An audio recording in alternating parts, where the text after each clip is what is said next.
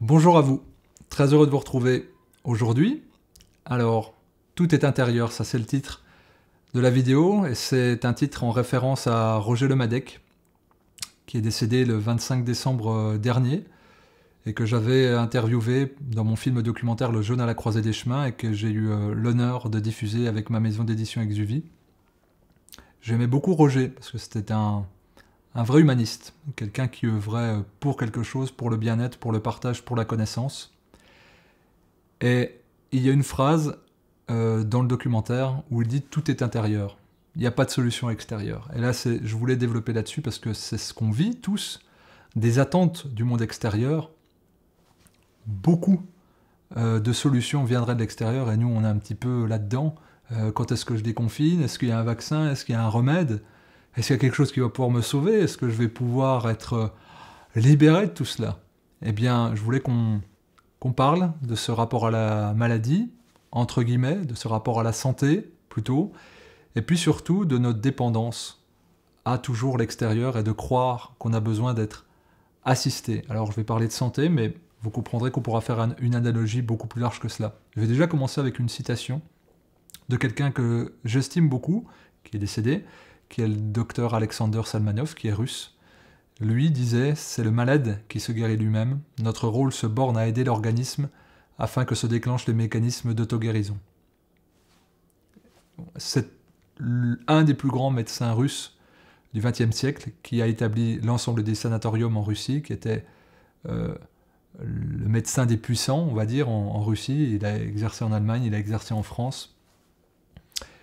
Et il n'y a rien de plus juste que cette citation, qui est d'ailleurs sur mon site internet. Voilà, c'est le malade qui se guérit lui-même. Notre rôle se borne à aider l'organisme afin que se déclenche le mécanisme d'auto-guérison. Voilà, nous œuvrons pour, des forces intérieures sont à l'œuvre pour nous amener la santé en permanence. Qu'est-ce qu'on fait? Est-ce qu'on les obstrue? Est-ce qu'on les accompagne? Ça renvoie à deux notions, l'auto-guérison et l'homéostasie. Eh bien, aujourd'hui plus que jamais, alors que nous sommes dans la peur, dans l'attente, dans la vigilance, dans l'angoisse, de dire ah, est-ce qu'il y a, on va trouver une solution à ce Covid-19, est-ce qu'on va en sortir, vite, vite, vite, un vaccin, vite un remède, vite ma chloroquine, vite mon antibiotique, vite mon respirateur, etc. Est-ce qu'il n'y a pas des choses qu'on pourrait déjà mettre en premier? Est-ce qu'il n'y a pas des éléments à côté desquels on a pu passer? L'homéostasie, c'est une loi médicale, ce n'est pas propre à la santé naturelle, évidemment, c'est une loi de la médecine connue, qui nous montre que le corps s'adapte et s'autorégule lui-même et déclenche des processus de régulation, la bile, la lymphe, l'autolyse par les reins, l'expectoration par les émonctoires que sont les poumons, la peau, l'urine, les intestins, etc., etc., etc. Donc, nous avons de quoi réguler. Mais nous sommes allés trop loin. Eh bien, dans la déchéance, nous ne sommes pas responsabilisés sur la santé, puisqu'on nous a dit dans la société, la culture dans laquelle nous évoluons, consommez, profitez, jouissez. Eh bien, les McDo rouvrent, eh bien faisons 3 km de queue pour aller manger au drive. Et puis demain, les chaînes d'habillement à bas prix, et puis le shopping, toutes les distractions, les parcs de loisirs... tout nous est vendu, tout nous est vendu, pour qu'on soit en dehors de nous-mêmes, pour qu'on ne soit pas sur nos besoins, mais qu'on soit dans le plaisir. Le plaisir de ne pas se prendre la tête, le plaisir de ne pas s'occuper de soi, puisque des instances le font pour nous. Voilà. L'extérieur, l'extérieur, l'extérieur. Et quand on s'occupe de soi, qu'on va à l'intérieur, on a un rabat-joie, on a un pisse-froid, on a un chiant, alors qu'en fait on est juste quelqu'un qui essaie d'être autonome et qui respecte son corps et qui est peut-être juste bien avec ça. Alors aujourd'hui, en ayant trop délégué vers l'extérieur, on se rend compte que cet extérieur, il n'apporte pas vraiment de solution, il n'est même pas capable d'apporter un masque, il n'est pas capable d'apporter une blouse, il n'est pas capable d'apporter un traitement vieux de 40 ans, capable de pas grand-chose, en définitive, si ce n'est de faire fonctionner une planche à billets de 500 milliards pour créer de l'argent virtuel, pour dire « tout va bien, vous aurez une assurance chômage, tranquille, on s'occupe de tout ». Est-ce que c'est rassurant ça? Alors c'est rassurant pour le compte en banque, puisque c'est ça qui définit l'individu dans la société moderne, son compte en banque, mais quand il reste plus rien, eh ben on n'a plus que le corps, on n'a plus que ça, Et on l'a vu aujourd'hui avec des gens qui sont en manque de médicaments. On l'avait vu il y a 1 an et demi lorsqu'on a changé honteusement la molécule pour les problèmes de thyroïde. Eh bien, ça a dégringolé parce qu'on est esclave, rendu esclave d'un laboratoire qui, s'il ne produit pas une molécule, eh bien, on a une béquille en moins et on ne fonctionne plus correctement. Alors que des solutions pour sortir de l'hypothyroïdie existent. Et ça, vous pouvez le décliner sur plein de choses. Ça peut être l'insuline sur le diabète, des solutions existent. Je vous renvoie aux travaux du docteur Gabriel Skoussens, je vous renvoie aux travaux de l'université d'Oxford. Il y en a, mais nous ne pouvons pas échapper au fait que la santé, aujourd'hui, est une marchandise. Alors, je vais détailler dans d'autres vidéos, on aura le temps de le voir, mais c'est surtout de nous dire, c'est à l'intérieur que nous avons des solutions. Nous avons un corps magnifique, des organes hyper fonctionnels, un corps designé par la nature, eh ben pour le rendre opérant à un bon air, à une bonne alimentation, à une bonne activité physique, à un bon repos, et si on respecte ces facteurs-là, on est tranquille. On nous parle sans arrêt de virus, on nous parle de faire attention, de se laver les mains, mais jamais on nous parle de système immunitaire, des 2 kilos de bactéries qu'on a à l'intérieur de nous. Jamais on ne parle de notre leucocyte, jamais on ne parle de notre système lymphatique, jamais on nous parle de notre système hormonal endocrinien, mais je pense que les personnes seraient ravies d'apprendre comment leur corps fonctionne, elles seraient enthousiasmées, comme le sont les enfants, de découvrir comment ils fonctionnent. Ils disent, mais en fait, c'est incroyable ce que j'ai. J'ai une possibilité d'agir sur mes intestins, ce qui sont responsables du 80% du système immunitaire. À partir de ce que je mange, à partir de ce que je respire et ce que je dors, en fait, j'ai la maîtrise sur ce qui est a priori un problème. Puisque entre 50 et 75% des gens affectés par le Covid-19 sont asymptomatiques, est-ce qu'on s'est posé la question de pourquoi ? C'est la chance ? C'est la fatalité ? Ou alors c'est parce qu'ils ont un terrain et un système immunitaire un minimum fonctionnel ? Eh bien, ce serait l'opportunité de dire, à l'intérieur de moi, j'ai une puissance incroyable, j'ai une capacité d'auto-guérison, j'ai une loi qui s'appelle l'homéostasie qui se répand dans toutes mes cellules, et j'ai la possibilité d'agir dessus, d'amplifier ou de dégrader. Et que si je mange des pâtes, des sucres lents, je mange du sucre, je bois de l'alcool, je fume, je déprécie le système immunitaire. Si je ne respecte pas ma chronobiologie, je le déprécie aussi. Si je stresse, si j'angoisse, si je ne respire pas un bon air, si je manque de sommeil, je déprécie mon système immunitaire. Et bien, si on expliquait ça, je pense que beaucoup d'entre nous changeraient leurs habitudes de vie.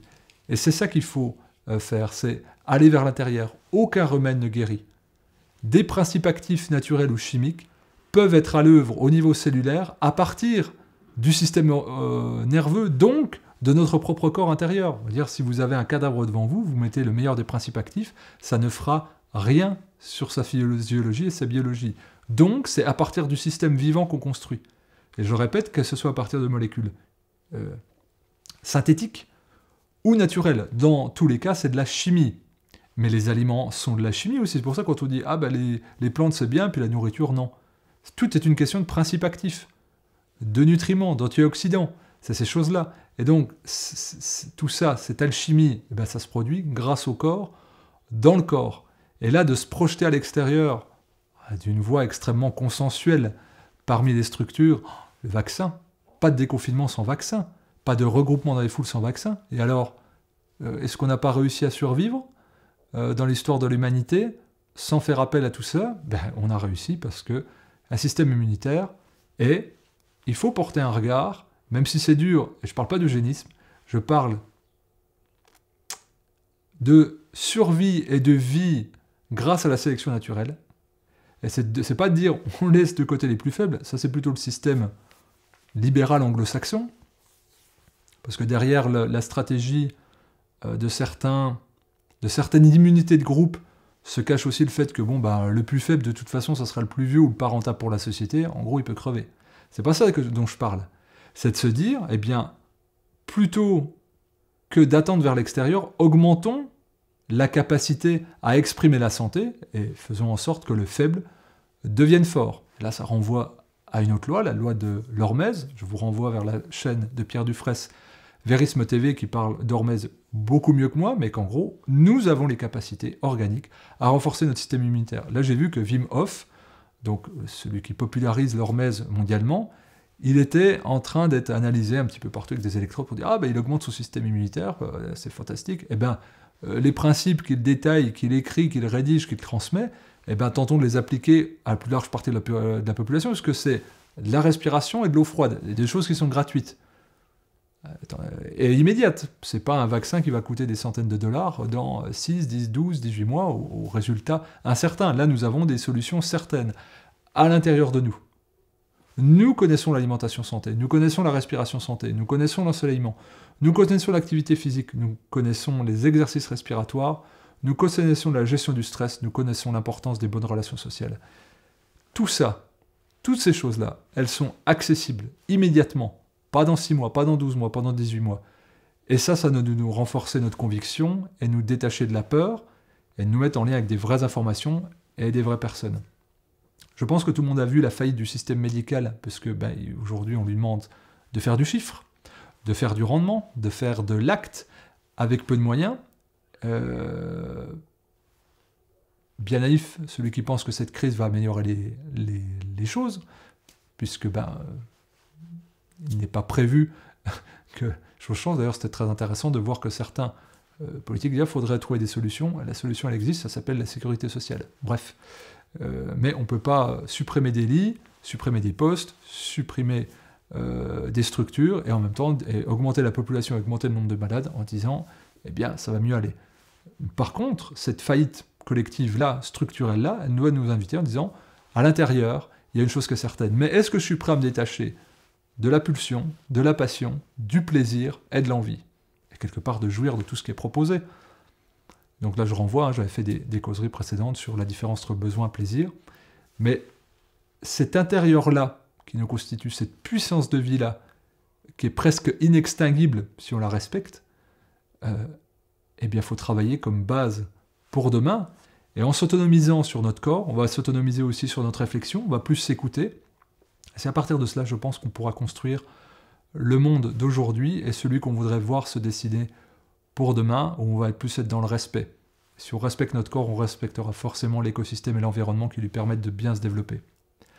J'espère que ces quelques mots auront su vous inspirer. Je vous encourage à transmettre, à partager cette vidéo, à me soutenir en vous abonnant ou en mettant un pouce, parce que pour toutes les chaînes de Santé Naturelle, ça va être, je pense, compliqué dans les semaines et les mois à venir. Il me tient à cœur de vous partager des informations de qualité pour qu'on avance ensemble, chacun à notre mesure. Je vous remercie beaucoup pour votre écoute et je vous dis à très bientôt.